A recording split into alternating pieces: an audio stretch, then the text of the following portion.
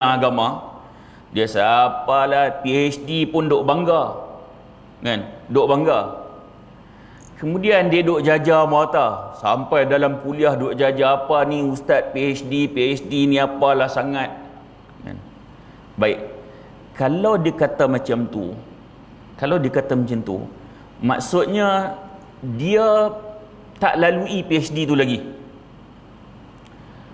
kan.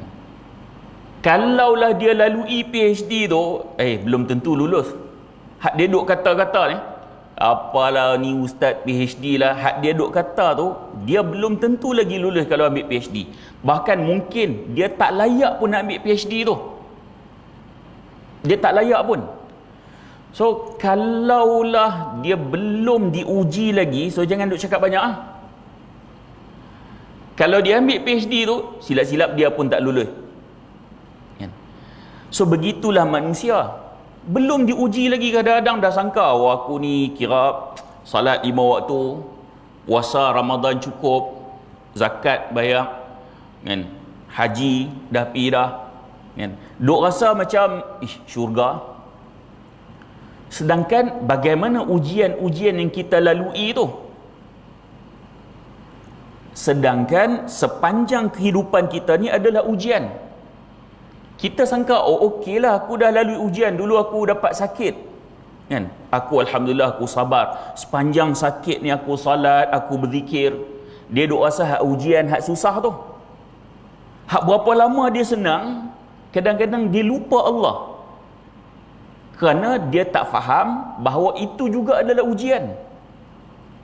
Kadang-kadang ada orang yang dia boleh lulus dengan ujian susah, tapi dia gagal apabila Allah uji dia dengan kesenangan. Ada orang macam tu. Baik, jadi bila kita belum lagi diuji, belum dapat keputusan hasil ujian tu, Allah kata jangan duk sangka kamu orang yang beriman, jangan sangka kamu masuk syurga. Nak kena hati-hati dengan sangkaan tersebut.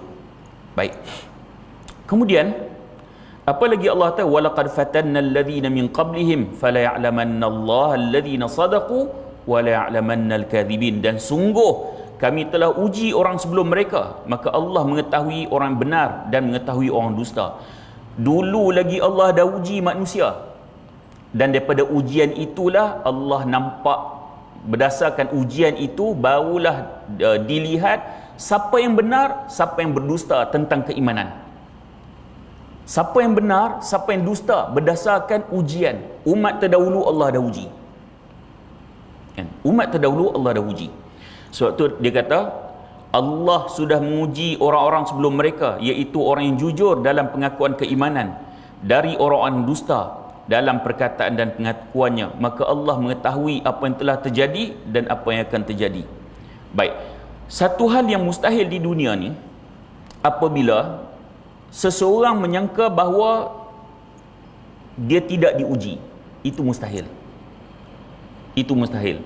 Sebab ada orang rasa, kau macam kalau dia sakit kan, dia sakit, dah lah sakit, miskin pula, dia tahan tak apalah, tak diuji. Rasa macam tu. Hang tak apa, hang tak lalui ujian, aku dah lah miskin, sakit pula, hang tak diuji. Betul tak diuji, miskin dan sakit macam dia, tapi orang tu diuji dengan yang lain. Semua orang akan diuji. Maka mustahil seseorang itu dia tidak diuji oleh Allah. Mustahil.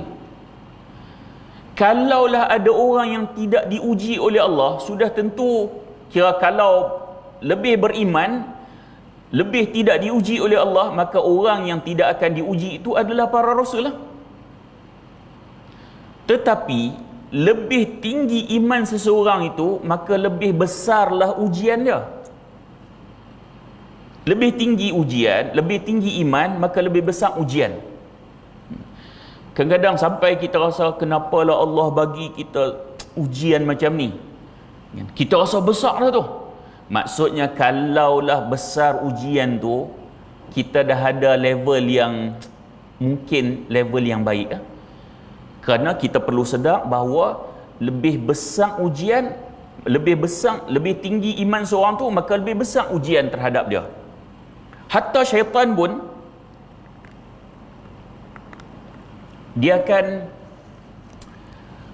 akan pergi goda manusia tu, syaitan yang berbeza-beza. Orang yang iman dia rendah, dia hantar perebet cukup dah. Orang yang iman dia rendah, syaitan ni dia hantar perebet cukup dah. Tapi kalau orang yang iman dia tinggi, syaitan nak kena hantar kapten lah kot. Kalau ulama besar, general lah kot. Maka dia begitulah ujian Allah. Ujian Allah apabila seorang tu iman dia mula meningkat, lebih berat. Lebih berat. Apabila kita nak lebih dekat pada Allah, nak meningkatkan iman kita, sedarlah ujian akan lebih berat. Dia periksa, masa ambil UPSR, dia ujian dia ringan. Lepas tu ambil PT3 berat sikit. Ambil SPM berat lagi. Sebab kalau lulus SPM ni baru boleh masuk universiti. Lagi berat. Masuk universiti first degree, nak ambil ijazah sarjana muda, berat lagi pada SPM. Nak ambil master lagi berat sebab nak naik ni. Kemudian nak ambil PhD, nak jadi pensyarah universiti umpamanya, lagi berat. Sebab dia nak meningkat. Begitulah iman kita. Begitulah iman kita. Bahkan para nabi dan rasul lah yang menerima ujian yang lebih berat daripada orang lain. Kalaulah kita rasa kita ujian berat, ujian kita tidak seberat bagaimana nabi dan para rasul. Tak seberat nabi dan para rasul. Kalau kita tengoklah contoh, saja saya ambil contoh-contoh nabi pada malam ni, supaya kita kena sedar apa yang kita alami ni sangat ringan kalau bandingkan para nabi. Kita ambil Nabi Nuh AS. Ni nabi ataupun rasul ulul azmi. Nabi Nuh AS. Nabi Nuh berdakwah 950 tahun. Panjang. Kita baru nak ceburi bidang dakwah ni, kan? Baru berapa bulan orang kira kata sikit kita, aku malas kalau macam ni. Nabi Nuh 950 tahun berdakwah. Panjang. Disebut dalam tafsir Ibn Kathir, jumlah orang yang ikut dia lebih kurang 80 orang.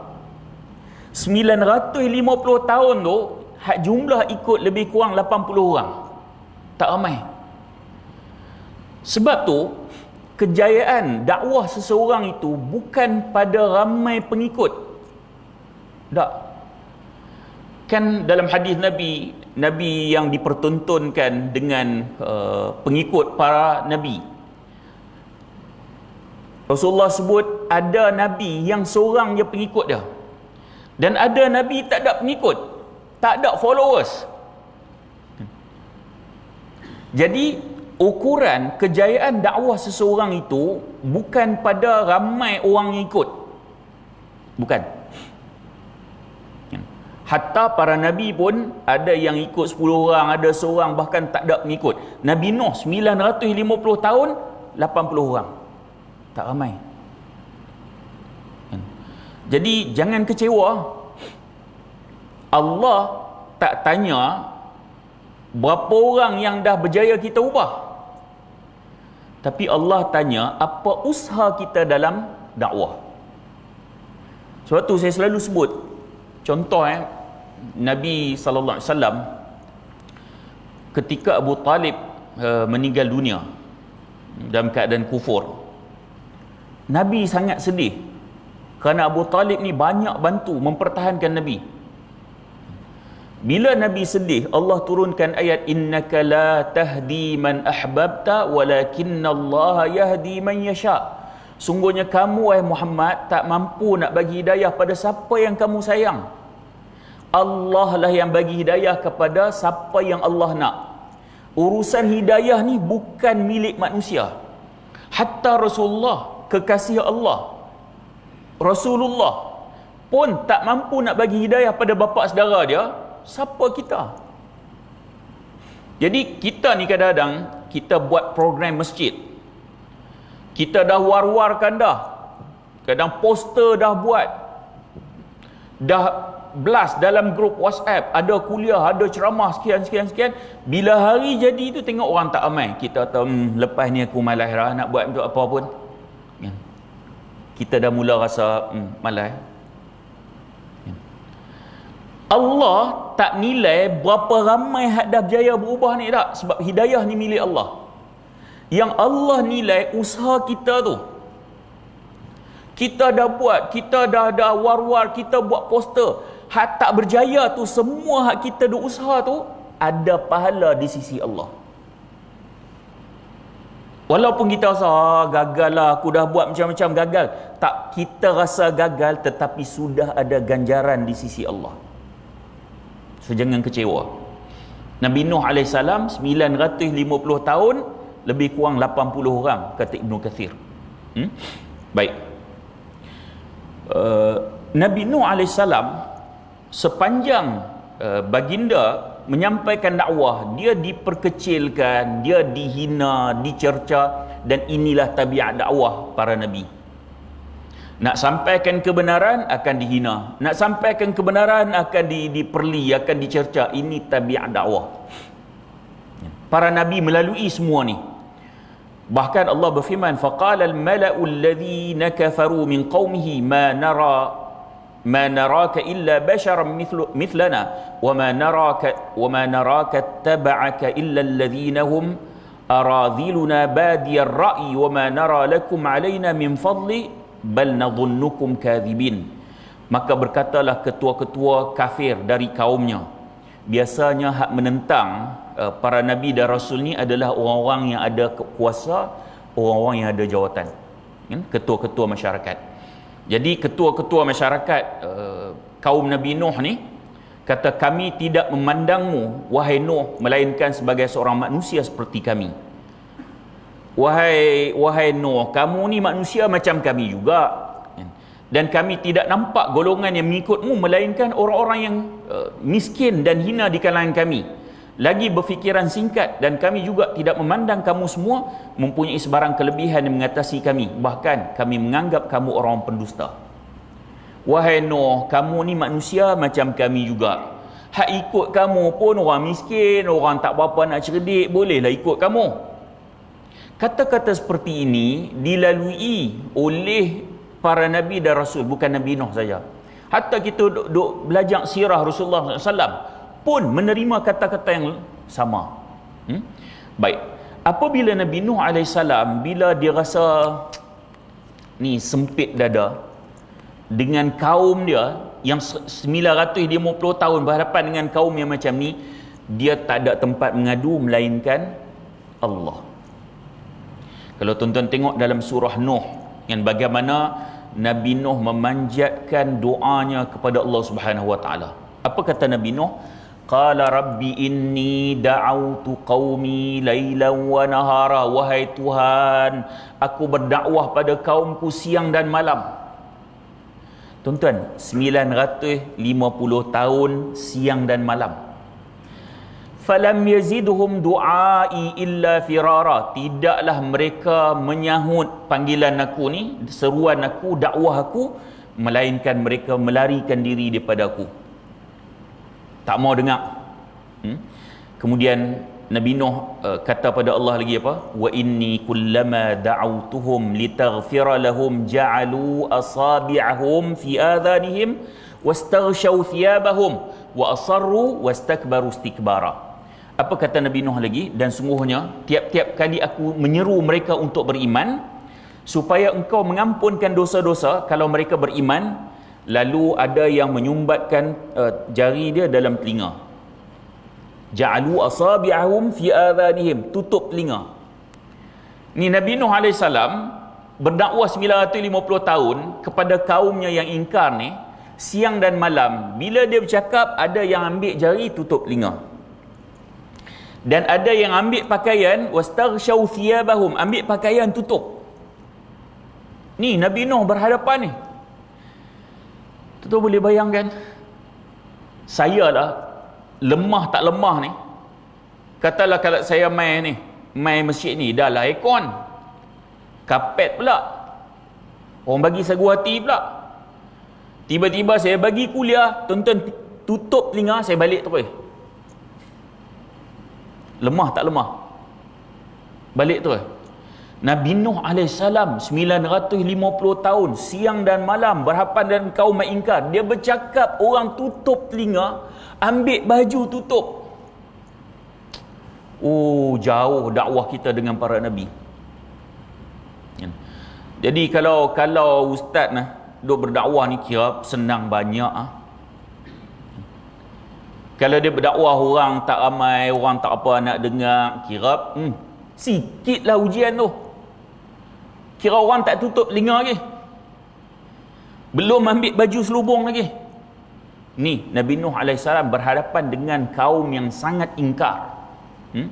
Kemudian Allah perintahkan pula Nabi Nuh AS buat kapal. Dalam surah Hud ayat 37, wasna'il fulka bi'ayunina wa wahyina wa la tukhatibni fil ladzina zalamu innahum mughraqun. Dan buatlah bahtera, yakni kapal, dengan pengawasan serta kawalan kami dan dengan panduan wahyu kami. Dan janganlah engkau merayu kepadaku untuk menolong kaum yang zalim itu, kerana sesungguhnya mereka akan ditenggelamkan dengan taufan. Nabi Nuh diperintahkan buat kapal di tempat yang tak ada sungai dan tak ada laut. Orang kalau nak buat kapal, pergi cari tepi laut, baru logik buat kapal. Ni Nabi Nuh diperintah buat kapal ni tempat tak ada sungai, tak ada laut. Tak orang kata gila. Tapi ini perintah Allah. Allah suruh buat kapal, tak ada banyak soal, buat. Kita kalau Allah suruh buat di tempat memang tak ada laut, tak ada tak ada ni, pakat tak buat Orang masa tuduh ni, tengok kita dah kata lama dah. Ni Nuh ni tak boleh pakai, ni buat kapal pula. Memang confirm gila. Ni berhadapan dengan kaum macam ni. Bahkan perintah Allah juga merupakan ujian pada Nabi Nuh AS. Lalu bila Allah beri banjir, ni Nabi Nuh diuji lagi. Bukan saja kaum dia yang lari, bahkan anak dan isteri dia yang ingkar, yang lari pada dia. Ujian. Anak dengan isteri sendiri, bukan kaum je. Allah kata apa? Qala sa'awi ila jabalin ya'simuni minal ma'. Qala la 'asimal yawma min amrillah illa man rahim wa hala bainahuma al-mawju fakana minal mughraqin. Anak dia ni bila air dah mula naik, turun daripada atas, keluar daripada bawah, banjir ni, dia tak aku akan pergi berlindung ke sebuah gunung yang dapat menyelamatkan aku daripada ditenggelami oleh air. Nabi Nuh bukan tak ajak anak dia, sampai saat akhir ajak anak dia naik kapal, berimanlah pada Allah, percaya pada Allah. Dia tak, aku naik gunung yang lebih tinggi yang aku dapat selamat. Sampai last minute punya ingkarnya anak dia. Kemudian Nabi Nuh kata, hari ini tak ada satu pun yang akan dapat melindungi daripada azab Allah. Tak payahlah lari gunung mana pun, hari ini tak ada orang yang boleh selamat melainkan orang yang naik atas kapal ni. Nabi Nuh kata. Dan dengan serta-merta ombak itu memisahkan antara keduanya, lalu menjadilah ia, yakni anak derhaka itu, dari kalangan orang yang ditenggelamkan oleh ribut. Nabi Nuh diuji dengan kaum, diuji dengan isteri, diuji dengan anak dia sendiri. Diuji juga dengan perintah Allah. Baik. Kemudian kita tengok Nabi Ibrahim AS. Ini juga Rasul Ulul Azmi. Tadi kita dah cerita Nabi Nuh. Kita nak kena sedar diri, ujian kita tu tak ada apa nak dibandingkan para Nabi. Nabi Ibrahim pula. Nabi Ibrahim ni awal-awal sekali, sebelum dia diuji dengan kaum dia diuji dengan ayah dia terlebih dahulu. Ayah dia ni pembuat patung berhala. Ni Nabi Ibrahim AS. tukang duk ukir patung ni. Namun Nabi Ibrahim dia berhadapan dengan ayah dia ni dengan santun, dengan akhlak yang baik. Dalam Al-Quran surah Maryam, "Idh qala li abihi ya abati lima ta'budu ma la yasma'u wa la yubsiru wa la yughni 'anka syai'a." Ingatlah ketika ia berkata pada ayahnya, "Wahai ayahku, mengapa engkau menyembah sesuatu yang tidak boleh mendengar dan tak boleh melihat dan tidak dapat menolong engkau sedikit pun?" Nabi Ibrahim cakap pada ayah dia, "Hak duk buat berhala ni, wahai ayah, pasal apalah duk sembah? Hak benda hak duk sembah ni tak boleh dengar, tak boleh tengok, tak boleh melihat, tak boleh tolong apa pun. Dia buat, dia sembah." Bayangkan, hak duk sembah berhala ni kadang kita rasa pelik. Kalau hak tak berapa nak cerdik tu okey, hak tak ada pelajaran, sembah berhala okey, dia boleh gagah lagi lah. Tapi hak cerdik-cerdik ni, hak profesor pun semua, patung berhala, hak tak boleh dengar, tak boleh buat apa-apa, tak boleh tengok, buat tapi duk sembah. Hak ni yang Nabi Ibrahim cakap pada ayah dia. Cakap pada ayah dia. Begitu juga Nabi Ibrahim dalam usaha lain, dia berdialog dengan ayah dia. Dia kata, "Wa idh qala Ibrahimu li abihi Azar, atattakhidhu asnaman alihah inni araka wa qaumaka fi dhalalin mubin."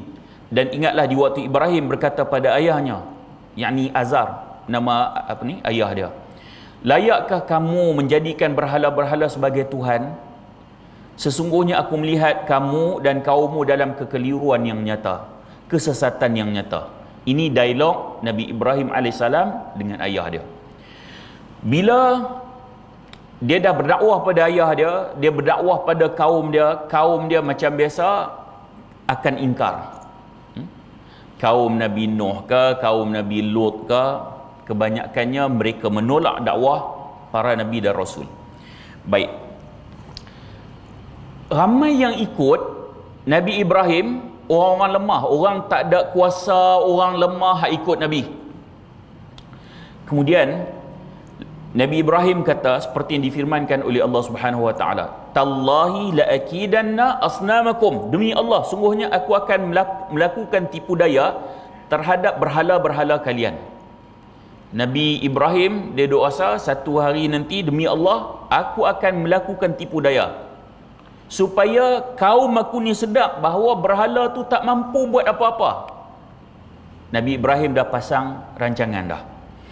Kemudian Allah kata, "Faja'alahum judadha." Maka Ibrahim membuat berhala itu hancur, terpotong-potong. Kalau tuan-tuan baca tafsir, satu hari bila mereka ada puak-puak ingkar ni, mereka ada keramaian, semua hadir kira keramaian tu. Bila hadir keramaian tu, itulah masanya Nabi Ibrahim AS dia duk nampak ni masa dia nak pecahkan berhala-berhala ni. Kemudian dalam Al-Quran ayat Safat, Allah kata apa? "Faragha alaihim darban bil yamin." Lalu dihadapinya berhala-berhala itu sambil memukulinya dengan tangan kanannya. Nabi Ibrahim pukul berhala-berhala tu, pecahkan berhala tu dengan tangan dia sendiri. La'allahum ilaihi yarji'un. Mudah-mudahan bila kaum dia tengok macam tu, mereka akan kembali. Maksudnya berhala ni tak mampu pertahankan diri sendiri. Nabi Ibrahim nak sampaikan mesej tu. Bila dia pecahkan berhala tu tak boleh buat apa, nak pertahankan diri sendiri pun tak boleh. Macam mana nak tolong kamu? Itu mesej yang Nabi Ibrahim nak sampaikan. Kemudian satu kisah yang disebut, qalu man fa'ala hadha bi alihatina innahu laminadh zalimin. Dalam surah Al-Anbiya, mereka berkata, siapa yang melakukan perbuatan ini terhadap Tuhan-Tuhan kami? Siapa duk buat kerja ni? Yang pecahkan Tuhan-Tuhan kami ni siapa? Baik. Kemudian Allah sambung lagi. Qalu sami'na fata yadhkuruhum yuqalu lahu Ibrahim. Ada orang kata, kami dengar ada seorang pemuda yang mencela berhala-berhala ni, yang Tuhan-Tuhan kita ni hak selalu duk cela Ibrahim. Seorang pemuda nama Ibrahim. Mesti dia ni ya. Mesti dia ni. Baik. Lalu Allah cerita lagi apa? Qalu fa'tu bihi ala a'yunin nas. Lalu mereka berkata, kalau demikian, bawa Ibrahim ni supaya orang dapat perhatikan dia. Ni, hak duk buat perangai, duk pecahkan tuan-tuan kita ni, bawa dia main sini. Bawa dia main sini. Baik. Nabi Ibrahim, masa tu dia dah letak berhala, dia pecahkan semua berhala kecuali ada satu berhala yang besar. Patung yang besar ni dia letak penukul ataupun kapak tu di tangan berhala yang besar. Satu tu dia tak pecahkan, hak lain dia pecahkan. Hak lain dia pecahkan. Qalu a anta fa'alta hadha bi alihatina ya Ibrahim? Qala bal fa'alahu kabiruhum hadha. Lalu bila orang ramai yang hadir dalam majlis tu, apakah kamu yang melakukan perbuatan ni terhadap Tuhan-Tuhan kami, wahai Ibrahim? Lalu Nabi Ibrahim jawab, sebenarnya patung yang besar itulah yang melakukan.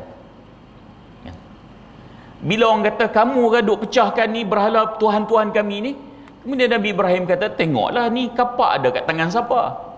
Kapak kan ada kat patung yang paling besar tu, dia yang buat. Pasal apa duk tanya aku? Tengok kapak ada kat tangan siapa? Kapak ada tangan berhala yang besar. Fasa'aluhum in kanu yantiqun. Maka tanyakanlah kepada berhala itu jika mereka dapat berbicara. Hampa pergi tanyalah yang besar tu. Kalau dia boleh cakap, dia cakap pada hamba. Siapa yang buat? Tengok Nabi Ibrahim, nak bagi kaum dia faham. Nak bagi kaum dia faham. Kemudian kaum dia dah jadi kira malu lah. Thumma nukisu ala ru'usihim laqad alimta ma haula yantiqun. Kemudian kepala mereka menjadi tertunduk. Tunduk malu, sesungguhnya kamu wahai Ibrahim telah mengetahui bahawa berhala-berhala itu tak dapat bercakap. Bila Nabi Ibrahim kata, ni kapak ada kat berhala yang besar tu, pi tanya dia kalau dia boleh bercakap. Hak depa ni kata, depa balas balik, kamu pun tahu berhala ni mana boleh bercakap. Nampak? Baik. Kemudian dalam ayat ke-67 Nabi Ibrahim kata, uffil lakum walima ta'buduna min dunillah afala taqilun. Kamu ni, apa yang kamu, pasal apa kamu duk sembah berhala ni, tidak sembah Allah? Maka apakah kamu tak faham? Kamu tak boleh faham lagi ke? Berhala tu tak boleh pertahankan diri, kemudian tak mampu cakap, siapa buat pada dia, kenapa tak sembah Allah? Nabi Ibrahim nak sampai mesej ni kepada kaum dia. Qalu harriquhu wansuru alihatakum in kuntum fa'ilin.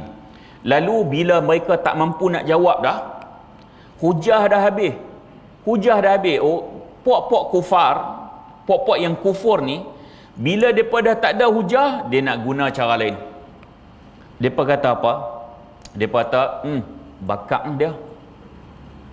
bakar dia dan bantulah Tuhan-Tuhan kamu jika kamu benar hendak bertindak. Lalu mereka perintahkan supaya Nabi Ibrahim dibakar. Sebab mereka tak ada hujah nak lawan dengan Nabi Ibrahim, tak mampu dah. Akhirnya perintah untuk dibakar. Kemudian mereka duk kumpul kayu bakar yang sangat banyak. Kalau tuan-tuan baca dalam tafsir, kan? Kayu yang dikumpulkan tu, api yang marak menyala tu sehingga orang tak boleh nak dekat. Terpaksa buat manjanik. Manjanik ni dia macam lastik. Kan? Lastik tu letak Nabi Ibrahim, kemudian lastik pada jauh masuk dalam api. Kan? Buat macam tu. Kemudian Allah bila dah masuk Nabi Ibrahim dalam api ni, Allah perintahkan pada api, qul ya narukuni barda wa salaman ala Ibrahim. Kan? Wahai api, jadilah kamu dingin ataupun sejuk, dan jadilah selamat bagi Ibrahim. Maksudnya ayat ni Nabi Ibrahim baca ke ataupun Allah perintahkan pada api?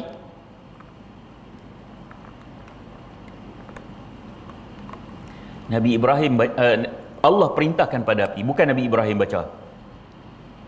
Yang ada orang duk belajar ilmu kebai, nak bagi kena api tak ada apa kan, baca ayat ni. Sedangkan ayat ni adalah perintah Allah kepada api yang membakar Nabi Ibrahim AS. Yang ni mukjizat lah untuk Nabi Ibrahim. Baik. Kemudian kalau kita tengok dalam tafsir Ibn Kathir juga, bila Allah perintahkan api, wahai api, jadilah kamu sejuk dan jadilah kamu selamat ke atas Ibrahim. Ada dua perintah. Satu, jadilah sejuk. Yang kedua apa? Selamat kepada Nabi Ibrahim. Baik. Lalu dalam tafsir Ibn Kathir, dia kata apa? Kalau Allah perintahkan api itu jadi sejuk ya, nescaya Ibrahim akan mati kesejukan. Nampak? Kalau Allah perintah, wahai api, jadilah kamu sejuk. Bila Nabi Ibrahim dicampak dalam api, Nabi Ibrahim akan mati kesejukan. Jadi Allah tak perintahkan api itu jadi sejuk je. Allah perintah jadi sejuk dan selamat untuk Ibrahim. Ni perintah Allah. Allah kalau perintah api yang panas tu jadi sejuk, api akan jadi sejuk. Sebab tu Allah perintahkan juga api yang jadi sejuk tu menyelamatkan Nabi Ibrahim AS. Baik. Ni Nabi Ibrahim diuji macam tu. Diuji dengan dibakar. Besar sungguh. Yang kita tak lalui pun. Tuan-tuan, kita ni bila kita dengar kuliah jenis macam ni, kita nak supaya kita ada satu rasa masuk, ujian kita ni tak besar pun kalau nak dibandingkan ujian para rasul. Yang selalu kita duk kecewa, rasa gundah gulana, rasa sedih. Kalau kita banding dengan ujian para rasul, kita rasa Allah kecil sungguh ujian kita. Masuk isyak ke? 2 minit Baik. Kemudian Nabi Ibrahim AS diuji apa lagi? Diuji dengan kahwin lama tak dapat anak. Ujian tu. Kita hak kahwin dapat anak, kita tak rasa ujian tu. Kawan-kawan kita kahwin dah 10 tahun tak dapat anak. Tuan-tuan, tanya dia. Perubatan apa yang dia tak pi? Hak moden dah, hak tradisional dah. Sebut kata ada ni perubatan di Johor, pi Johor. Ada di Kelantan, pi Kelantan. Dia diuji dengan kahwin lama tak dapat anak. Ujian. Kita tak rasa ujian tu lah. Baik. Masuk Kalau masuk tuan-tuan beritahu, kita bagi laluan azan. Kemudian bila lama kahwin, baru Allah bagi anak pada dia. Bila Allah bagi anak pada Nabi Ibrahim AS, dah dapat baby ni, perintahkan pula bawa isteri dan baby ni pergi tempat yang kering kontang, tak ada ayak, tak ada penduduk. Ujian tu. Dah lah kahwin lama, tak dapat anak. Bila dapat anak, sayang sungguh. Allah perintahkan pula bawa isteri dengan anak ni duk pergi padang pasir yang kering kontang yang tidak ada air. Ujian tu. Ujian. Baik. Kemudian kita bagi laluan azan. Nanti kita sambung.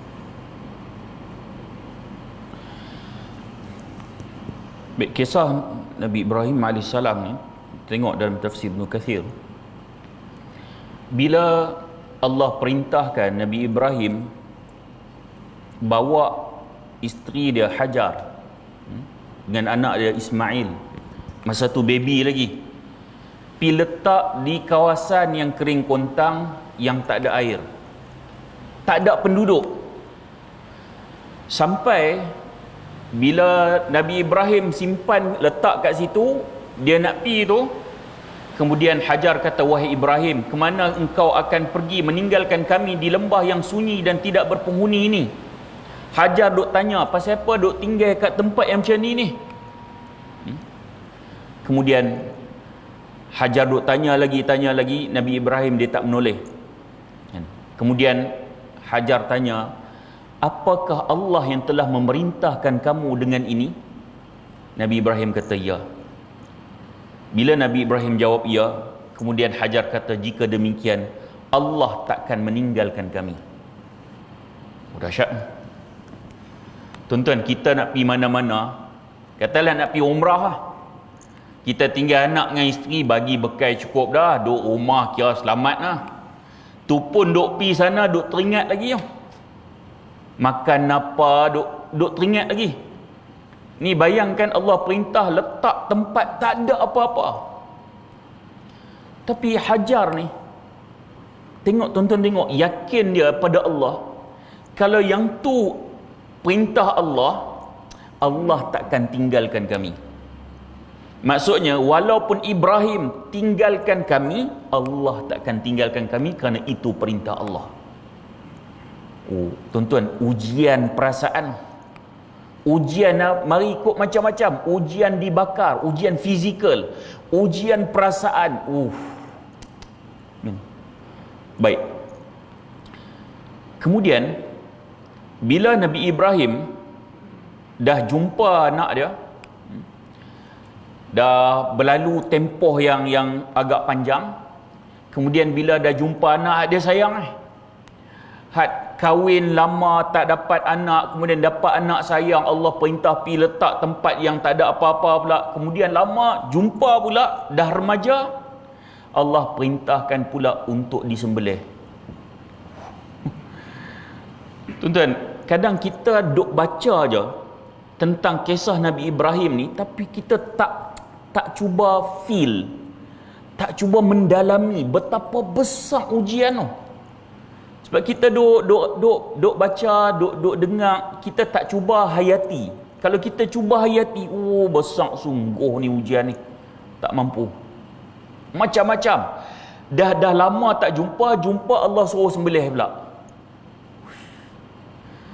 Allah berfirman, Rabbana inni askantu min dhurriyyati biwadin ghairi dhi zar'in inda baitikal muharram.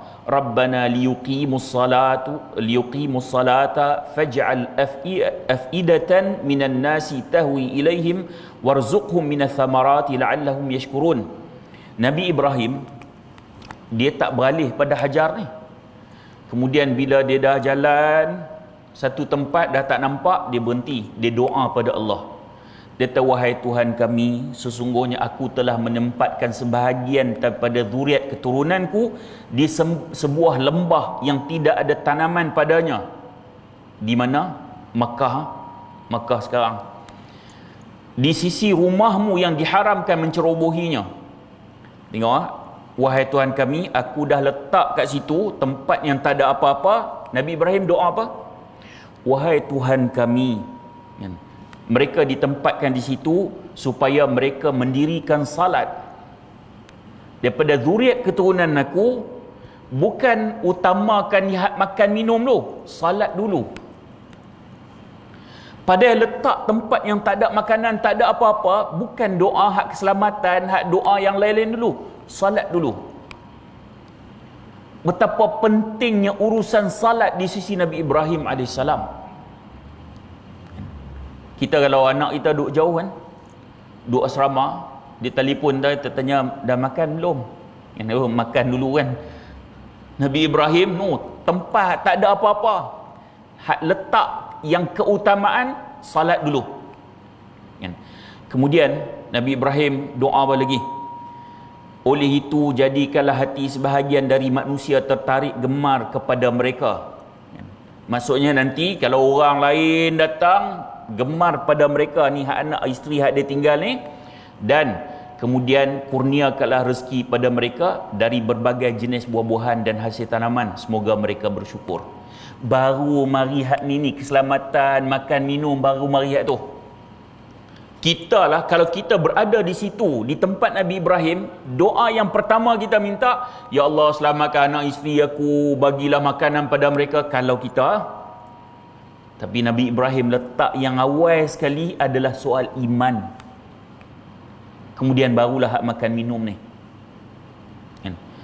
Baik, kemudian dalam surah Ibrahim juga ayat 100, Rabbi habli minas salihin fabasyarnahu bighulamin halim falamma balagha ma'hu as-sa'ya qala ya bunayya inni ara fil manami anni adhbahuka fanzur madza tara qala ya abati if'al ma tu'mar satajiduni insyaallah minas sabirin falamma aslama wa tallahu lil jabin wa nadaynahu an ya Ibrahim qad صدقت الرؤيا إنا كذلك نجزي المحسنين إن هذا لهو البلاء المبين وفديناه بذبح عظيم وتركنا عليه في الآخرين سلام على إبراهيم كذلك نجزي المحسنين إنه من عبادنا المؤمنين.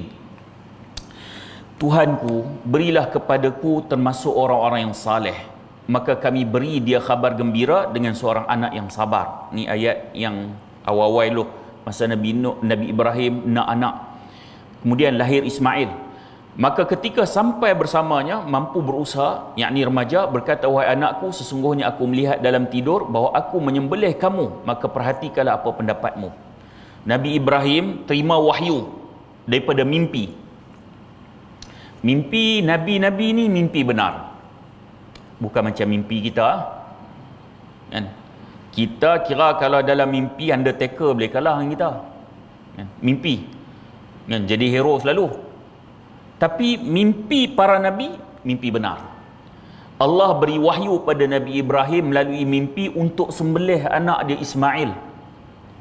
Kemudian bila dah dapat wahyu perintah tu, bagi tahu pada anak, wahai anakku, sungguhnya aku melihat dalam tidur bahawa aku menyembelih kamu.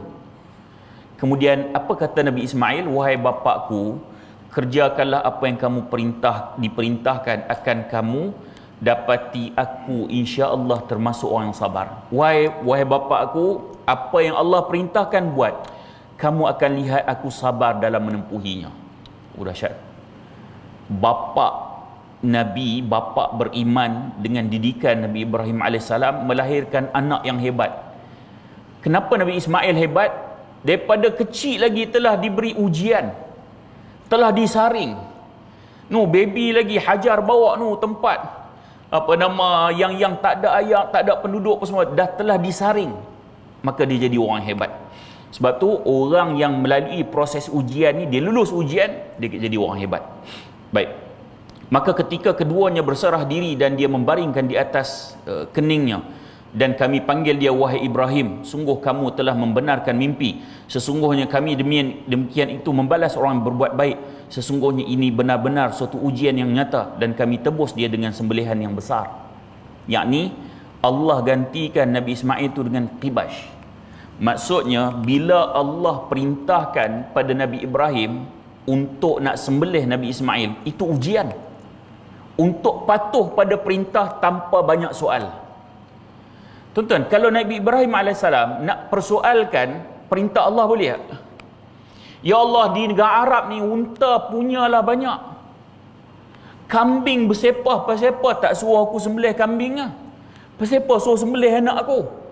Dah lama tak dapat, suruh tinggal kat padang pasir pula. Dah jumpa, lama tak jumpa suruh sembelih pula. Ya Allah, kambing banyak ni bersepah. Kalau Nabi Ibrahim nak persoal, boleh tak? Kalau dia nak persoal, boleh ya. Tapi ini perintah Allah. Orang beriman, sami'na wa ata'na, kami dengar, kami taat. Walaupun perintah tu tak logik di akal, suruh sembelih anak, tapi ini perintah Allah. Allah uji. Oleh kerana Nabi Ibrahim alaihissalam patuh pada perintah Allah, sabar dengan ujian, Allah gantikan bidhibhin azim, dengan sembelih yang besar. Kenapa disebut dengan sembelihan yang besar? Kerana pengorbanan Nabi Ibrahim alaihissalam sebagai tebusan kepada Nabi Ismail ni, maka disebut dengan satu sembelihan yang besar, digantikan dengan qibash. Kemudian berdasarkan apa yang Nabi Ibrahim buat itulah jadi korban yang setiap tahun yang kita duk sambut tu. Namun di sebalik korban yang kita duk sambut tu, ada satu peristiwa yang besar diuji Nabi Ibrahim alaihissalam, yang kalau kita menghayati ujian tu, kita akan rasa, Allah, ujian kita lalui ini kira tak besar mana, tak besar mana. Sebab tu ini nasihat untuk diri saya dan pada kita semua. Bila kita tahu dunia ni medan ujian, kita nak kena tahu bahawa sepanjang kehidupan kita ni kira ujian. Maka paling penting ialah kita menyedari kehidupan kita adalah ujian. Itu paling penting. Dan malangnya apabila seseorang dia tak sedar, dia sedang di medan ujian. Hak tu malang. Sebab apa? Macam ni lah, anak kita beza anak kita yang dia sedang dia nak ambil ujian dengan anak yang kira dia tak sedang dia nak ambil ujian. Beza. Anak yang ada periksa ni, bersungguh dah. Baca buku, tanya cikgu, pi kelas, hak berbanding hak tak ambil ujian ni, berilek banyak. Jadi pasal apa hak bersungguh ni? Pasal dia sedar dia akan diuji. Jadi manusia, kalau dia sedar diri bahawa dia sedang diuji, dia akan bersungguh. Sebab itu nasihat untuk diri saya dan kita semua, sedar kita sedang diuji itu satu perkara yang penting. Duk dalam ni, duk dengar kuliah, diuji. Kan? Mungkin tak diuji dalam bentuk tindakan fizikal, tapi diuji dalaman. Macam-macam boleh. Mungkin kita akan diuji dengan perasaan kita rasa, kira hebat aku main dengar kuliah orang lain. Kuliah tak mau main. Diuji. Macam-macam.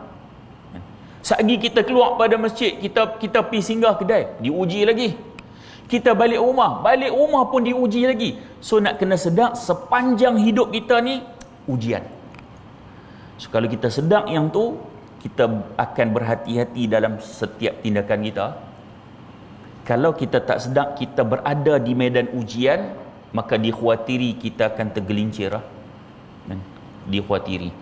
Baik, tuan-tuan puan-puan semua sekalian, insya-Allah jika tak ada apa-apa aral, jika diizinkan oleh Allah Subhanahu Wa Taala, insya-Allah nanti kita akan sambung dalam kuliah akan datang. Mudah-mudahan pertemuan kita ada manfaat dan kita dapat ambil iktibar daripada apa yang kita perkatakan. Kalau tidak, mari kuliah kira dengar saja kosong macam tu, kira tak ada apa. Bila kita dengar dunia ni medan ujian, setidak-tidaknya macam saya sebut tadi ni, kita sedang diuji. Dapat hak tu daripada hak kuliah hari ni pun kira okey lah. Sebab saya sebut, kalau kita sedang kita diuji, kita akan buat lebih baik daripada hak kita tak sedang kita sedang diuji. Wallahu taala alam. Aqulu qawli hadha wa astaghfirullahal azim li wa lakum. Assalamualaikum warahmatullahi wabarakatuh.